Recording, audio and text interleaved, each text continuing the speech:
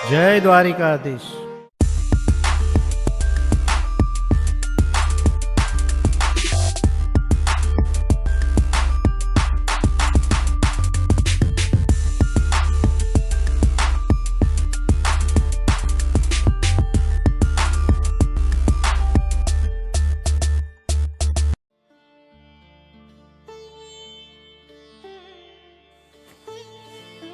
जय श्री कृष्ण। आप सपरिवार स्वस्थ रहो, आनंदित रहो એવી શુભકામનાઓ સાથે હું ભગીરથ પ્રસાદજી મહારાજ આપ સૌનું હાર્દિક સ્વાગત કરું છું આપની પોતાની યુટ્યુબ ચેનલ શ્રી ભગીરથ પ્રસાદજી મહારાજમાં। સનાતન હિન્દુ ધર્મમાં પુણ્યની પ્રાપ્તિ માટે, મોક્ષની પ્રાપ્તિ માટે, સદગતિની પ્રાપ્તિ માટે અને માણસનો જે મુખ્ય ઉદ્દેશ છે પ્રભુની પ્રાપ્તિ માટેના અનેક ઉપાયો, યજ્ઞ, યાગાદિ, કર્મકાંડ, ક્રિયાઓ બતાવી છે। આવો જ એક સુંદર અવસર એટલે કે દેવ ઉઠી એકાદશી તારીખ 25/11/2020 અને બુધવારના મધ્યરાત્રિએ 2:42 થી એકાદશીનો શુભ આરંભ થશે અને તારીખ 26/11/2020 અને ગુરુવારના વહેલી સવારે 5:10 એકાદશીની સમાપ્તિ થશે। ત્યારબાદ દ્વાદશીનો મંગલ પ્રારંભ થશે। ત્યારબાદ હરિવાસર સમાપ્ત થયા બાદ એટલે કે બપોરે 1:11 થી લઈ 3:15 સુધી એકાદશી વ્રતના પારણાનો સમય રહેશે। આ સમય દરમિયાન પારણું કરવું, પારણા કરવા માટેની વિધિમાં શક્ય હોય તો બ્રાહ્મણ ભોજન કરાવવું, બ્રાહ્મણ ભોજન શક્ય ન બને તો બ્રાહ્મણને કાચું અન્નદાન આપવું, એ પણ શક્ય ન બને તો ગાયને રોટલી અર્પણ કરી અને એ પણ શક્ય ન બને તો કીડીઓને કીડિયારું પૂરી અને પારણાનું જે વ્રત છે એ ખોલી અને વ્રતની સમાપ્તિ કરવી જોઈએ। વાત કરીએ દેવ ઉઠી એકાદશીના મહાત્મ્યની તો જેને કહી શકાય કે અદ્ભુત મહાત્મ્ય એવું દેવ ઉઠી એકાદશીનું રહેલું છે કે આ મહાત્મ્યના પ્રભાવે કરી અને માણસ જન્મો જન્મના પોતાના પાપ કર્મોનો નાશ કરી અને ઉત્તમ ગતિ, સદગતિ અને જેવું કહેવાય છે કે કથાઓમાં તો બતાવ્યું છે કે સદેહે પ્રભુની સાથે વૈકુંઠ લોકમાં પ્રાપ્તિ થાય છે, સ્વર્ગલોકની પ્રાપ્તિ થાય છે, મોક્ષ ગતિની પ્રાપ્તિ થાય છે। એ ઉત્તમ વર્તમાન એટલે કે દેવ ઉઠી એકાદશીનું વર્તમાન।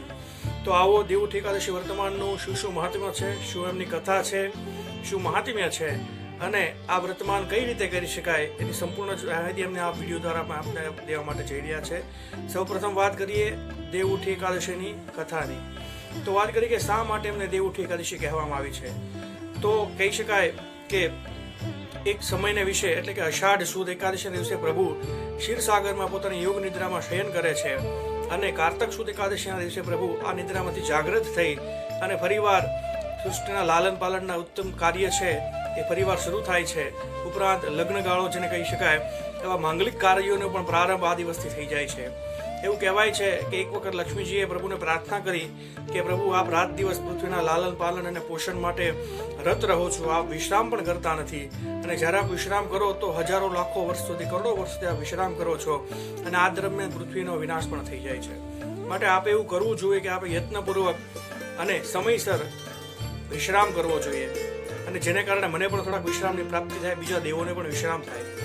આવું માતાજીનું વચન સાંભળી અને પ્રભુ એમની વાતથી સહમત થયા અને કીધું છે કે વર્ષમાં 4 મહિના એટલે કે અષાઢ સુદ એકાદશીથી લઈ અને કારતક સુદ એકાદશી આ 4 મહિના જેને ચાતુર્માસ તરીકે પણ આપણે ઓળખીએ છીએ, આ દરમિયાન હું ક્ષીરસાગરમાં યોગ નિદ્રામાં લીન હઈશ અને જે પણ મારા ભક્તો છે એમને પોતાના આત્મકલ્યાણ માટે, સદગતિની પ્રાપ્તિ માટે, સત્કર્મ કરવા માટે, મોક્ષ ગતિની પ્રાપ્તિ માટેના ચાતુર્માસના ઉત્તમ પ્રમાણના નિયમો પાળી અને જે પણ મારું વ્રત કરશે, જે પણ મારા શયન સ્વરૂપના દર્શન કરશે, શયન સ્વરૂપની પૂજા વિધિ કરશે, સેવા કરશે, એમને ઉત્તમ ગતિની પ્રાપ્તિ કરીશ અને હું તમારી સાથે જ એમના ઘરે કાયમ માટે વાસ કરીશ।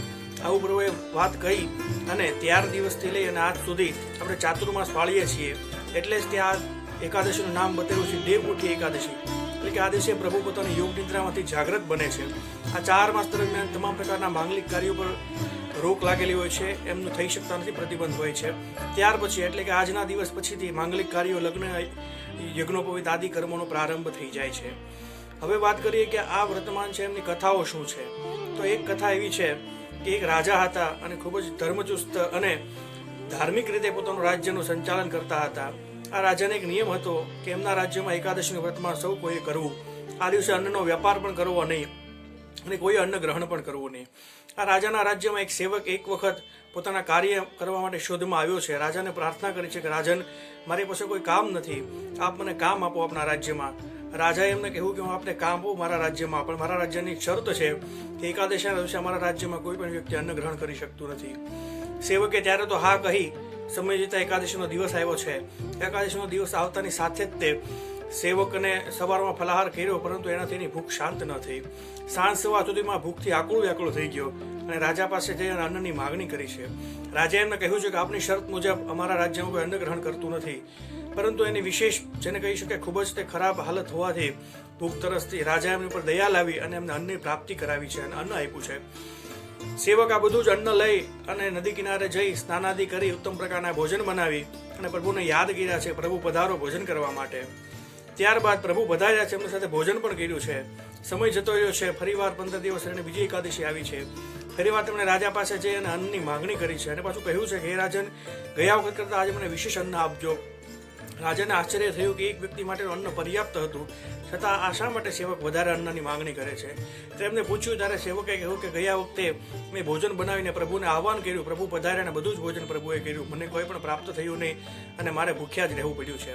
માટે આ વખતે મને વિશેષ અન્નની પ્રાપ્તિ કરાવજો, જેથી પ્રભુ પધારે અને હું પણ ભોગ્યો ન રહું અને પ્રભુને પણ ભોજન કરાવી શકું. રાજાએ વાત સાંભળીને એકદમ આશ્ચર્ય થયું કે એટલા વર્ષોથી અમે આ પૂજા કરીએ છીએ, અમે સત્કર્મો કરીએ છીએ, દાન પુણ્ય કરું છું, પરંતુ મને પ્રભુના દર્શન પણ થયા નહીં અને આમની સાથે પ્રભુએ ભોજન લીધું. આ કઈ રીતે બની શકે? આવો વિચાર કરી અને રાજાને તરત જ તે એમને કીધું કે આ વાતથી હું સહમત નથી. ત્યારે સેવકે કહ્યું કે પ્રભુ, આ એકાદશી આપ મારી સાથે પધારો અને આપ નજરથી આપ દર્શન કરો. આમ વાત સાંભળી રાજાને કહ્યું કે આ સાચી વાત છે, આ કરવું જોઈએ. આમ કહી રાજા એમને જે માગેલ અન્નની પ્રાપ્તિ કરાવી અને ત્યાર પછી એમ જે છે સેવક તે નદી કિનારે જઈ રહ્યો છે. રાજા પણ એમની પાછળ જાય છે અને દૂર એક ઝાડ પાસે છુપાય અને બધું જ તે પ્રવૃત્તિઓ જુએ છે. સમય થયો એટલે સેવકે સ્નાનાદિ કરી ઉત્તમ પ્રકારના ભોજન બનાવ્યા અને પ્રભુને આહવાન કર્યું છે, પ્રભુ આપ પધારો, ભોજન ગ્રહણ કરો. પરંતુ પ્રભુ પધાર્યા નથી, કારણ કે પ્રભુને ખબર હતી આ વખતે રાજા પણ સાથે છે. ઘણો સમય ગયો, મધ્યાહન થવા આવ્યું તો પણ પ્રભુ ન પધાર્યા. સાયંકાળ થયો, પ્રભુ પધાર્યા નહીં. સેવકને થયું કે નક્કી પ્રભુ આજ મારી પરીક્ષા કરવા બેઠા છે. એ કહ્યું કે પ્રભુ આપ પધારો નહીં તો હું આ નદીમાં મારા પ્રાણત્યાગ કરી દઈશ. આમ કહી અને પોતે નદી તરફ આગળ વધે છે. ત્યારે પ્રભુ પ્રગટ થયા છે અને એમને કીધું કે સેવક, તારી ભક્તિથી હું પ્રસન્ન છું અને હું તને સદૈવ વૈકુંઠ લોકની પ્રાપ્તિ કરાવું છું. આમ કહી પ્રભુ એમને પોતાની સાથે વિમાનમાં બેસાડી અને વૈકુંઠ લોકની પ્રાપ્તિ કરાવે છે. રાજાને પણ આપણે વિચાર થયો કે આવું કઈ રીતે શક્ય બની શકે, હું પણ એટલા વર્તમાન કરું છું. પરંતુ સમયાંતરે વિચાર થયા પછી રાજાને એક વસ્તુ મહત્વ સમજાયું છે કે હું જે વર્તમાન કરું છું ઘણી વખતે કોઈના દેખાવ માટે કરું છું, કોઈના આડંબર માટે કરું છું, કોઈને ખબર પડે, લોકો મારી વાહવા કરે કે રાજ્યના એકાદશીનું ખૂબ સારું મહત્વ છે અને ખૂબ સારા લોકો એકાદશી કરે છે. આ મારા ઉદ્દેશ્યથી હું કરું છું, માટે પ્રભુની પ્રાપ્તિ થતી નથી. પછી રાજાને પોતાની ભૂલનો પસ્તાવો થયો અને પછી રાજા કર્મ કરવા માંડ્યો માત્ર પ્રભુની પ્રાપ્તિ માટે, પ્રભુની કૃપાની પ્રાપ્તિ માટે, કોઈ પણ પ્રકારના આડંબર વગર કરવા માંડ્યો. જેના પ્રતાપે કરી રાજન પણ સમય જતા પોતાનું આયુષ્ય પૂર્ણ થતા રાજનને પણ મોક્ષગતિની પ્રાપ્તિ થઈ, સદગતિની પ્રાપ્તિ થઈ છે. આ એક કથા છે. બીજી એક પણ કથા એવું કહી શકાય છે કે દેવઉઠી એકાદશીનો સમય હતો. એક રાજા હતા, ખૂબ જ તે પોતાના રાજ્યમાં ધર્મ અને પ્રજાનું પાલન કરનાર હતા. સમય ગયો, પ્રભુને એમની પરીક્ષા કરવાની ઈચ્છા થઈ. માટે એક દિવસ રાજા પોતાના રથમાં બેસીને જઈ રહ્યા હતા નગર ચર્ચામાં. તો પ્રભુ એક સુંદર સ્વરૂપવાન યુવતીનું સ્વરૂપ લઈ અને રાજાના માર્ગમાં બેઠા છે. રાજાએ આ યુવતીને જોઈ અને પૂછ્યું કે આપ શા માટે ઉદાસ થઈ અને આપ કોણ છો? મારા રાજ્યમાં ઉદાસ થઈને કેમ બેઠા છો? ત્યારે યુવતીએ કહ્યું કે હું નિરાશ્રિત છું અને મારો કોઈ આશ્રય નથી અને હું એટલા માટે આપના રાજ્યમાં નિરાશ્રિત અને હતાશ થઈને બેઠી છું. રાજાએ સ્વરૂપવાન યુવતી જોઈ અને મિત્રો મોહિત થયા અને એમને કહ્યું કે આપ મારા આશ્રય પધારો, મારા રાણી થઈને રહો. પરંતુ યુવતીએ શરત મૂકી કે હું રાણી આપના થાવ, પરંતુ મારી એક શરત છે કે હું જે પણ ભોજન બનાવું એ જ ભોજન આપણે જમવું પડશે અને રાજ્યમાં મને અડધો અડધ મારો જે અધિકાર છે, હું કહું એમ રાજ્યમાં થાય, એવું તમે મને વચન આપો તો હું આપની સાથે લગ્ન કરીશ. રાજા પણ એમના મોહિત થયેલા હતા એટલે રાજાએ એમને વરદાન પણ આપ્યું અને એમના વચન પણ આપ્યું અને રાજાએ તેમની સાથે લગ્ન કર્યા. 2-3 દિવસ ગયા, એકાદશીનો દિવસ આવી રહ્યો હતો. સવારમાં જ ઉઠી અને યુવતીએ બનાવ્યું છે, સરસ મજાના ભોજન બનાવ્યા છે, પણ અન્નદાદી બધા ભોજન બનાવ્યા છે, કોઈ ફલાહાર આદિ નહીં. પછી રાજાને જમવા માટે બોલાવ્યા છે. રાજાએ કહ્યું કે આજ તો મારે એકાદશી છે, આજે હું અન્નનો દાણો પણ ગ્રહણ ન કરું, આજ તો હું ફલાહાર જ લઈશ. યુવતીએ તરત જ તેમને પોતાની શરત યાદ અપાવી અને કહ્યું કે જો તમારે અન્ન ન ગ્રહણ કરવું હોય તો હું કહું એ આપને કરવું પડશે. રાજાએ કહ્યું કે મને કબૂલ છે, પરંતુ મારો ધર્મ કોઈ પણ કાળે થઈ અને ધર્મને હું છોડવા તૈયાર નથી. પરંતુ યુવતી પ્રભુ આવ્યા હતા, યુવતી સ્વરૂપે પ્રભુએ એમની પરીક્ષા કરી કે જો આપ અન્ન ગ્રહણ ન કરો તો આપના રાજકુમારનું મને મસ્તક આપી દો.